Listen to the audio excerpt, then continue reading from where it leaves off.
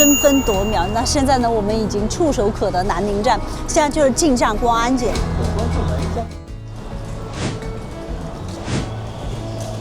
好，走吧，2楼，上2楼。刚才安检的大姐说，从安检那里到上车只要5分钟就可以了。嗨，世界那么大，事儿大，牛天下。那现在呢，我们在中国广西南宁的老火车站。那今天晚上呢，我们要飞新加坡，准备要上车了。8号站台。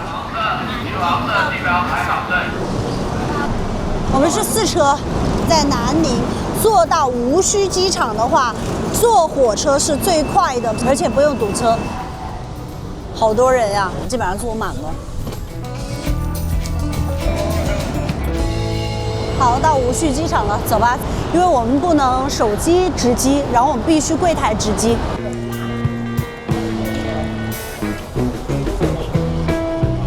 走，国际全部在 A， 过了 C， 这边往 A 值机柜，这边的话就没有人了，空的。第一次托运9，然后要自己拿到一个国际什么。超规行李托运处，超规行李托运处，不好意思啊，我确实不知道这个名字。它这个北部湾航空，我觉得还是可以的，对，全部搬完了。就是虽然是很廉价，但是托运还是每个人都有23公斤。唯一不好就是必须要到现场来 check in， 就是让我们把酒送到这里，然后他就不用走传送带。这一次我们从南宁到新加坡的这个机票的话，真的超级便宜，才300块钱。好，那我们就正式踏上我们新加坡的旅程了，在这。国际候机厅一共只有8个登机口，我们是5号登机口，好多都已经关了。其实这边人还是不是太多。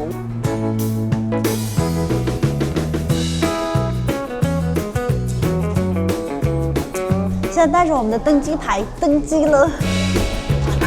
紧急出口的位置，首先我手伸直了啊，背靠在这个靠椅上面，我是刚好触摸到，特别的宽，这还是很宽松的。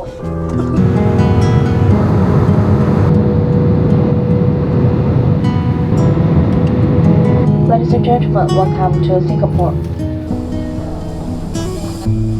现在时间凌晨的3点钟。就新加坡的这个机场的话，它在细节上面就处理得非常不错，有轻奢的感觉，宽敞明亮，简单大方。啊，走到前面的话是一个闸机口，就是入境，它没有人工入境，直接的话那个护照给到那个机器刷一下就入境了。哇，这个真的是畅通无阻，这个是好的，顺利的进入新加坡了。这个入境真的太丝滑，太简单了，前后的话不到2分钟就搞定。拿着你的护照啊，直接翻开怼进去，然后它就扫描审核完了之后通过，你就走到中间的那个区域，直接呢它会有一个人脸识别完了之后，然后识别一个大拇指的指纹，然后它就开舱。就 OK 了，我们就进来了。怎么感觉差点什么呢？走，我们去看看茅台的价格。中国酒还是得白酒，1422，6000多呀，6000多啊，这个酒，这个是535，感觉比国内要贵。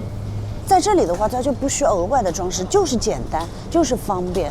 这些植物看着好假呀，但是实际上都是真的。走到这一边的话，往里看，哇，一抬头，这上面灯也很漂亮。好有那种设计感啊，感觉很复杂的感觉。拿到了哟，我们的酒，现在把它拆了，装在我们的那个背包里边了。OK， 现在我们要去找一个稍微安静舒适一点的地方，我们要准备要睡一会儿啊。凌晨3点的新加坡樟宜机场，没有想象中那么安静，找了一个靠边的地方，这里还比较安静，我们在这里先休息一下。现在是早上的6点50分，我已经醒了，是被冷醒的，睡了差不多3个小时吧。当时我来的时候，这一圈还是有4、5、6个人吧，然后那边椅子上面也好多。嗨，换完衣服，那今天呢就开启我们樟宜机场的半日游。Let's go， 先取钱。汇丰银行这个可以，人家写了的，中国银行都可以取得出来。我们取了90。收取费了吗？没有。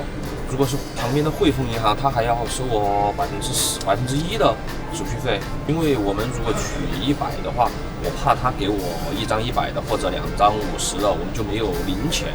对，取90的话，我肯定就会有零钱。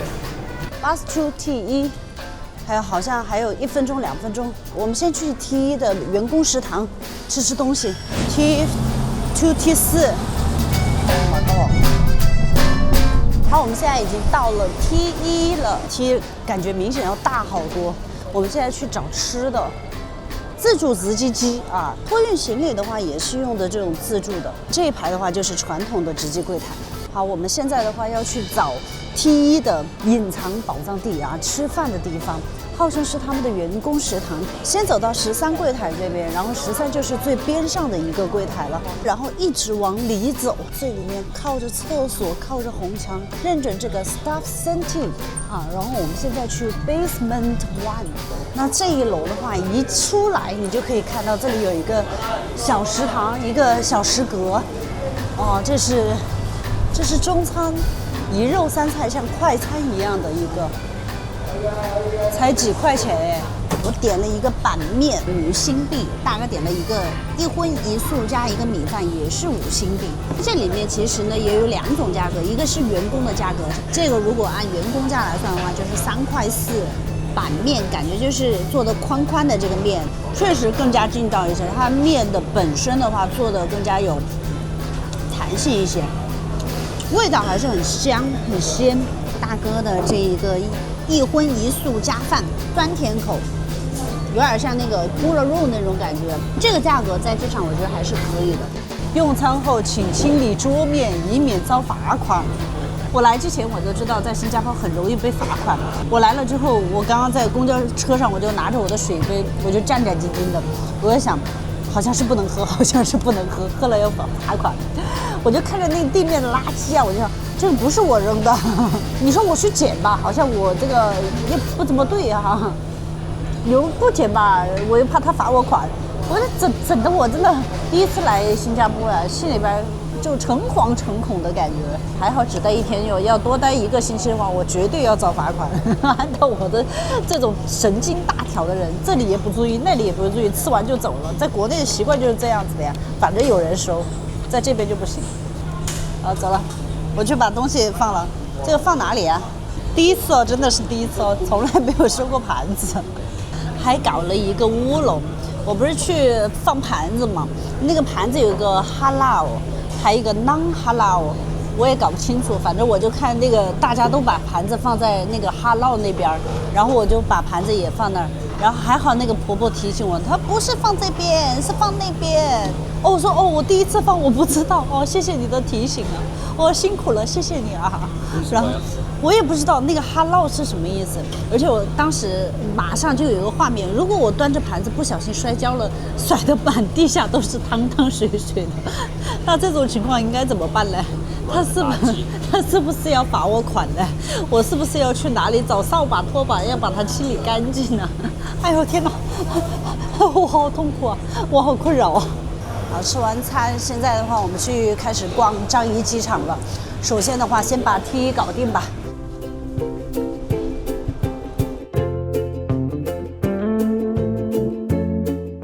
好漂亮，跳动的那个水灯，好有艺术感啊，像一层一层的小波浪一样。在视频当中看起来的话，可能还没有这么震撼；现实当中看起来的话，会更加的迷离一些，就让人很沉浸。哦，这个是美的，美的，美的，美的。去 T2看3D 屏，坐那个小火车，它叫轻轨列车，像车。就是小火车，只是它座位很少，站的地方空间还是蛮大的，大家都很兴奋的在这拍了。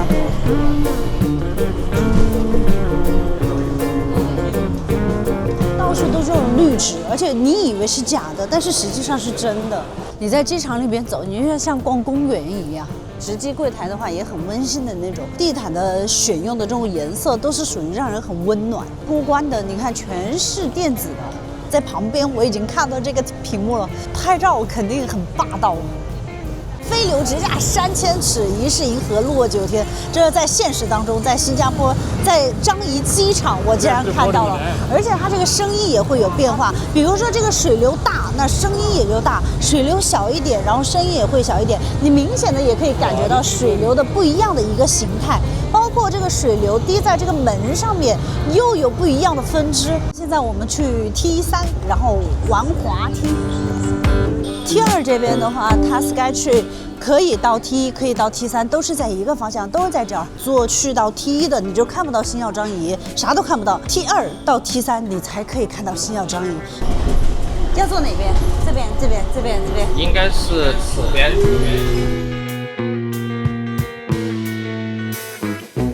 哇，这真的好挖刀啊！除了挖，真的没有其他的可以表达了。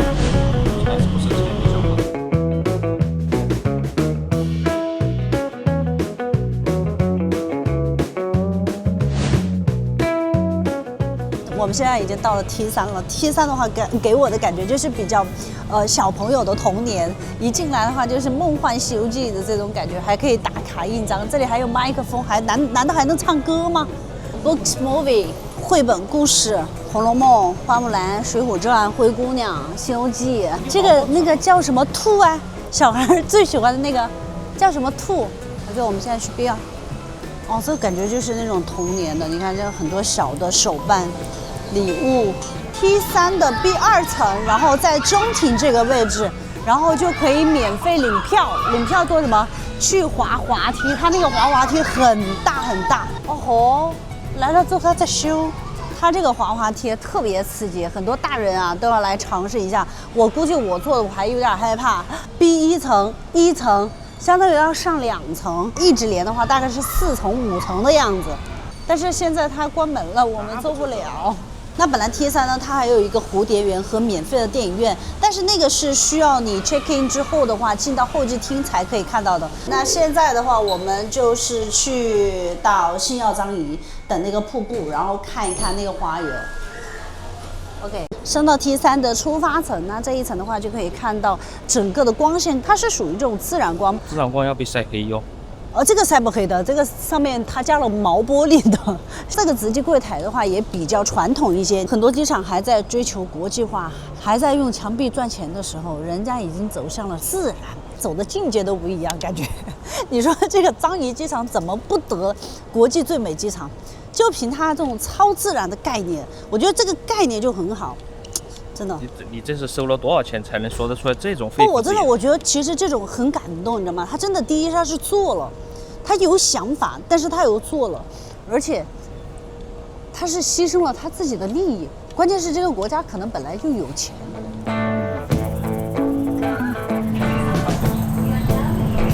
好，我们现在坐小火车又回到了 T1，因为 T1离这个星耀樟宜是最近的，直接过一个马路就可以了。遥远的都看着那边好多人已经在等着看瀑布了，证明咱们时间是没有错的。现在10点35分，欢迎来到星耀樟宜机场的精华所在。噔噔，星耀樟宜其实就是一个商场，但是因为它绝佳这个瀑布、小火车，还有它这个城市公园，然后又在机场这里，这个观景台可以看到火车。对，可以看到瀑布，还有花园。那现在的话已经10点56分，还有4分钟开。现在大家的话都整装待发，整个这一个小花园感觉就像剧场一样，我们所有人都在等待这一个瀑布的降临。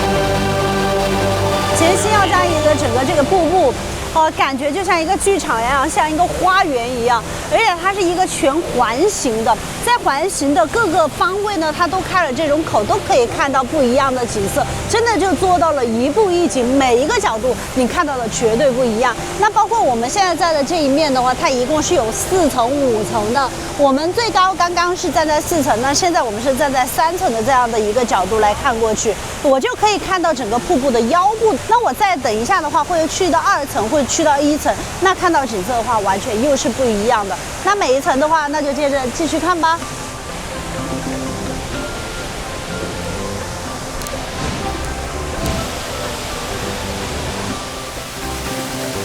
站在这里面啊，完全就忘记了自己是在商城里面，我感觉自己就在一个原始丛林里面，它既有现代又有自然，然后在里面的话还看着瀑布，哇，这个真的是让人感觉这种思想上很冲突、很矛盾、很抑郁的感觉。而且这里面的绿植是层次感超级的丰富。我们现在来到了2楼，2楼依然那么多人，1楼更别说了。走，咱们继续下，我们要下到瀑布底下，走到1层。这个就要什么？走进自然，亲近自然。这些小花小草都这么精致，从上面走下来，最大的感觉啊，整个营造出一种山水画、水墨画的感觉，很迷离，很浪漫。你有见过在室内的瀑布和原始森林吗？世界那么大，事儿在牛天下。现在我们就在新加坡的樟宜机场，星耀樟宜，这个景色真的是绝了。从上面看完瀑布，接下来我们走到地底下去看瀑布，又有什么不一样的？就从这个瀑布旁边的电梯坐下去，哇，看这一层的话，就是从天而降的水柱啊！我突然想到一首歌，叫《爱情的流沙》。这个瀑布啊，从天而降，它下面跟上面完全是2个世界。上面是震耳欲聋的这种震撼，下面又是这种迷离的安静。然后继续下，我们走到最底下这一层，我觉得在这里面就像探秘一样，去找寻它的美，不同的美，它的正面美、反面美。现在我们就走到了最底下，我们去静静的感受一下、触摸一下，就是看着其实挺吓人。现在我看着它就像电影啊，在我的指缝中流淌。这个下面2层还有很多吃的。现在的话，我们就回到上面去坐小火车，走进这一个瀑布当中。走，坐小火车去。这个地下也是可以到T1的。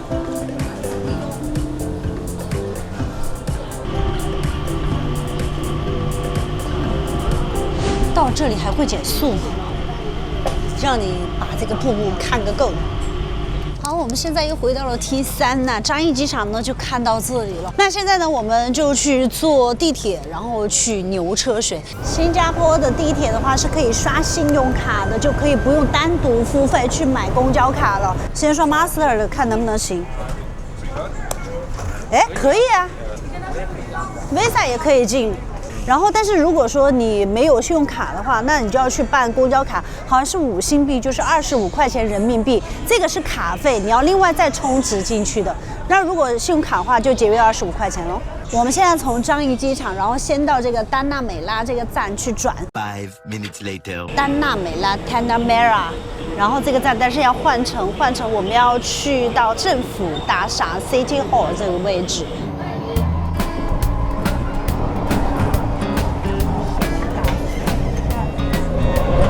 我们现在到了 City Hall 这个站，我们从 C 出口出，然后去国家美术馆承包。出来了，没有加个显示。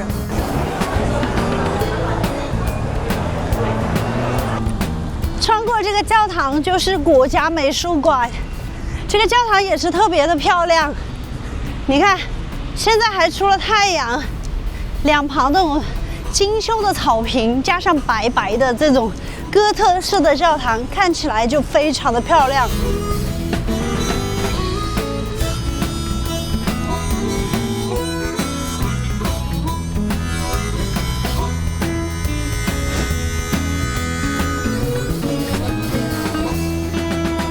你进来的话，看着这个大的楼梯啊，咱们直接坐电梯下去。看这个 City Hall Wing 了吗？好，通过这个大厅一直往里走，看到对面的玻璃门了吗？走到那个玻璃门，它它这里面柜子还蛮多的。哦，这样就锁了，存2个。好，那现在的话，我们就存完包，然后去走一走、逛一逛喽。好，现在我们就从另外一个通道出去了。哇，这条路也很漂亮哎，就很现代化。圣安德烈教堂很浪漫、很圣洁的感觉。今天天气好啊，就是有一点点的闷啊，但是至少不晒嘛。新加坡感觉这个城市好干净啊，你不管是草坪啊、打理的，都是那种给人感觉就是修整过的，很精致的感觉。你看这个路上，你几乎是看不到什么垃圾啊、塑料袋啊、什么纸皮儿啊，还有什么可乐瓶儿之类的塑料瓶儿，就是老城加上现代化的这种建设。它应该是有这个站的，直接上呗。去麦士威可以吗？可以哈。好。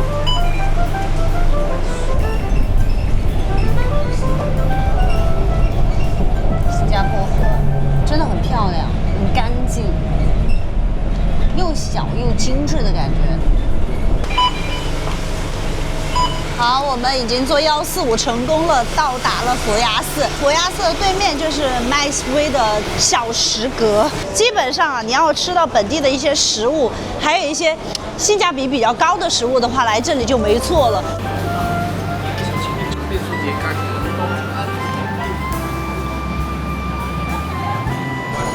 哇，它里面卖的，你看，其实还是很多是属于中餐的，海南鸡饭、海鲜汤、海鲜面啊，我们就在这儿吃吧。我正说，我今天来的这个时间赶巧了，都不用排队，然后一转弯，我的妈呀，在这儿排，反正这应该是属于天天海南鸡饭的专属队伍，人家老外也排。好的，谢谢。鸡饭白822，自己拿叉子、勺子啊。中号，谢谢。鸡饭就算净吃饭也可以。如果天气热的话，坐外面可能就有点热，但是今天还好比较凉快啊。那里有位置，好，我们坐那里啊。看一下我们的鸡饭，噔噔噔。这个鸡饭的话是中号的，是6新币。看着这个鸡啊，就油香油香，很有食欲的感觉。皮滑肉嫩，骨带血，滑溜，胶原蛋白的感觉。中间的肉质也超级嫩，真好吃，真的好吃。它这个鸡饭，你看，它是属于偏淡淡的微黄，闻起来有一股姜的香气，吃起来的话，它是很清爽的一个感觉。配着这个鸡肉啊，真的是绝了都。如果非要让我挑一个问题的话，我觉得只能说它没有给我配筷子。在新加坡吃饭的话，要把这个餐盘放在那个统一的收盘子那里，不然要犯法要罚钱的。走吧，你拿相机。Please queue here. Queue 是什么意思？排队呀。哦，排队。对面呢就是佛牙寺，也是牛车水这一块的中心地区。佛牙寺呢也是新加坡佛教文化的象征，非常的中式，非常的华丽。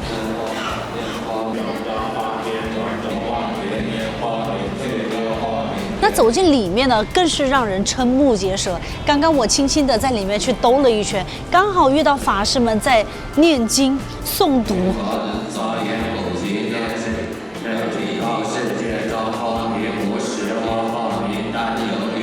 很敬畏。1楼的话就是大殿，2楼啊，它是一个蜡像馆，3楼是博物馆，4楼呢是佛牙舍利，而5楼呢是这个花园。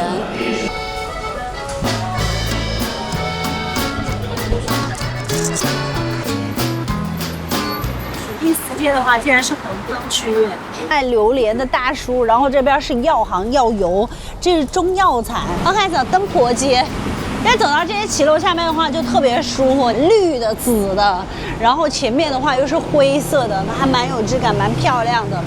灯婆街呢，它的这个街名很有意思，灯婆 temple， 所以那条街的话就是寺庙街。灯婆街最有名的就是在这儿啊，可以打卡牛车水最有名、最具代表的地标珍珠坊。马里安曼新都庙。那在新加坡历史也是最悠久的印度教寺庙了，的始建于1827年啊。从登婆街一过来呢，就是宝塔街。它是由于这个街口的马里安新都庙门口有一个宝塔，所以大家就叫它宝塔街。好吧，那我们就走一走这条宝塔街，转一转牛车水，里面才发现走到了中心。最里面的话有那个 Chinatown 的地铁站，蜜雪冰城买个冰淇淋吧，好吧。这个1块5一个，来一个嘛。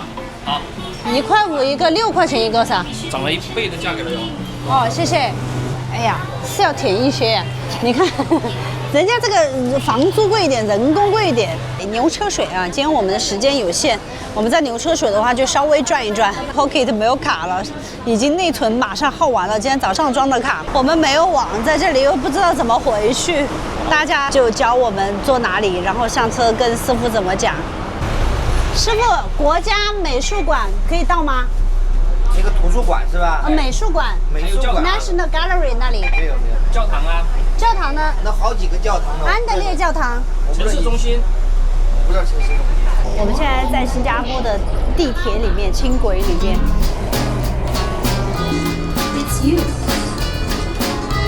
华丽变身了。世尊大士尔丹牛天下。那现在呢，我们去滨海湾公园，我要去雨卫士那里跟他合照。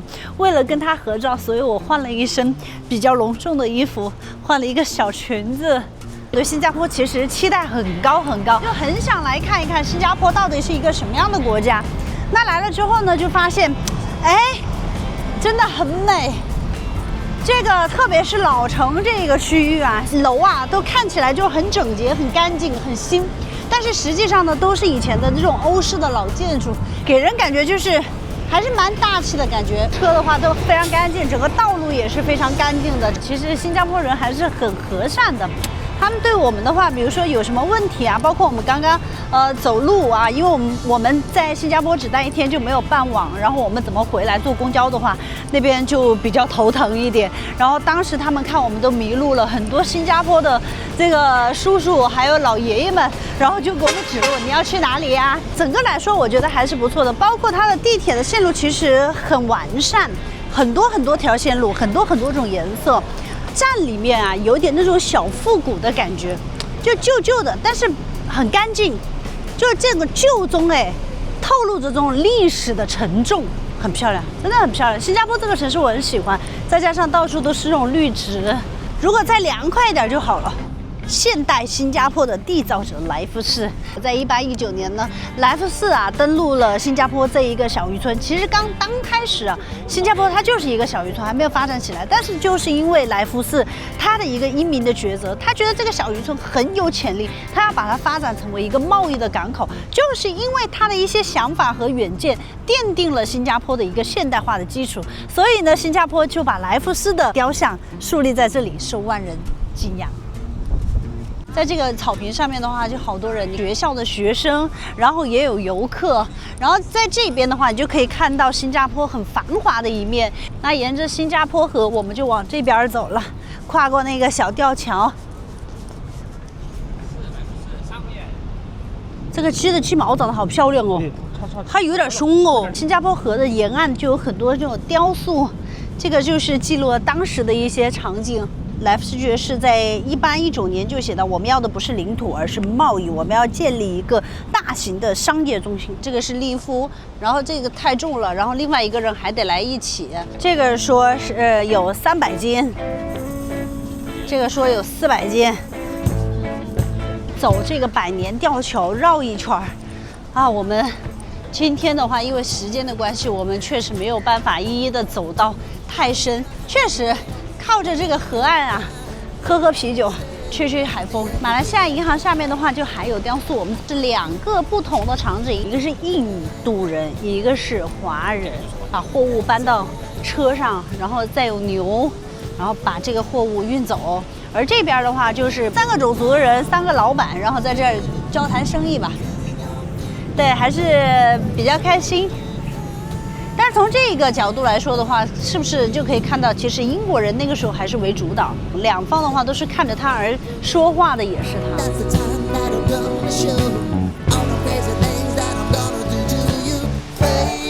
福莱登酒店，你看这种大的吊扇，建造碑啊，对，应该是一个石碑。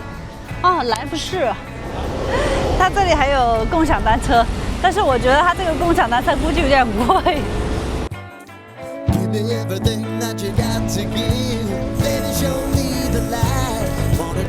啊，前面就是滨海湾公园了。哦，好多人呀！这个就是鱼尾狮。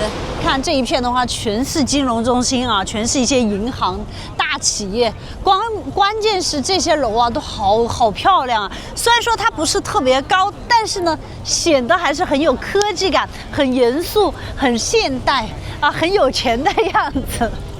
好，走到前面的话就是鱼尾狮了，新加坡的标志性打卡点喽。在这个位置，是不是？就在这里扎着嘴巴就喝水了呀。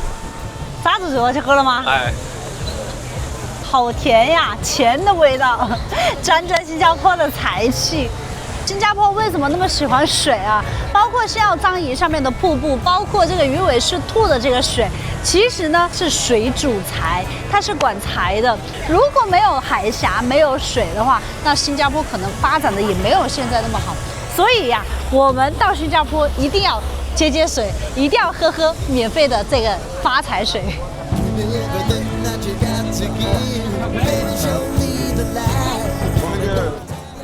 我们都知道新加坡呢还有一个名字啊，它叫狮城。那这个狮城是怎么来呢？13世纪的时候，苏门答腊王子呢在海上航行的时候，飘到一个未知的岛屿，他在上面呢就发现了一个未知的动物，很神秘的动物啊，他叫它狮子啊，所以给这个岛屿呢取名叫 Singapura。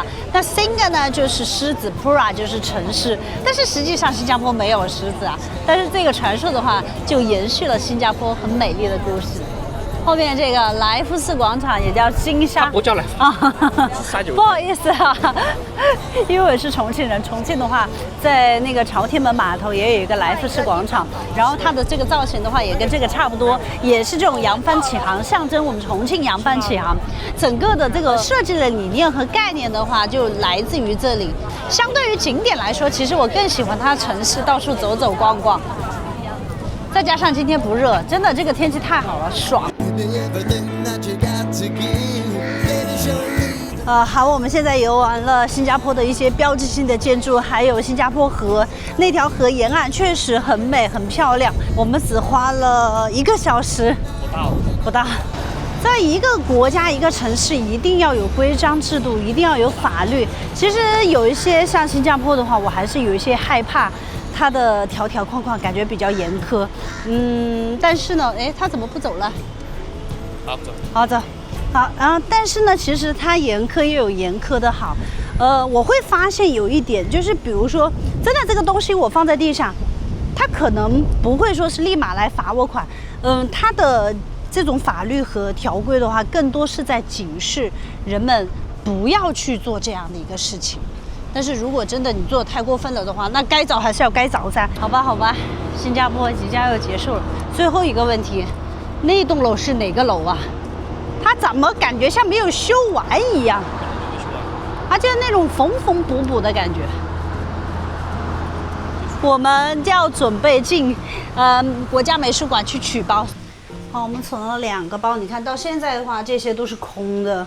最后存完之后，直接把这个钱拿走就可以了。那现在呢是下午的6点钟的样子了。今天晚上我们要赶到新山，新山因为有众神游街的活动，先坐地铁。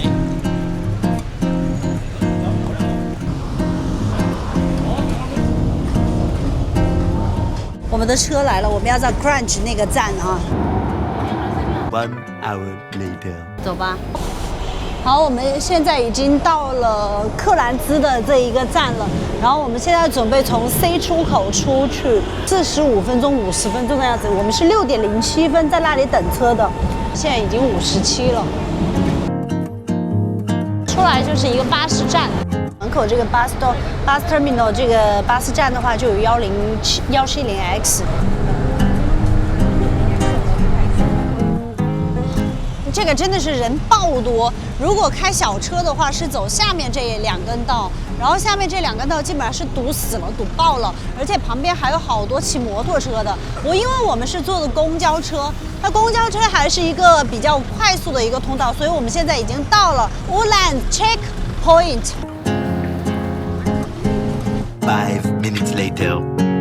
它新加坡这边过关超快的，根本不用排队。这个电梯下来，它有左往右，你要找你自己的车。我们是170X， 那么我们就要去找这个170X， 继续过桥。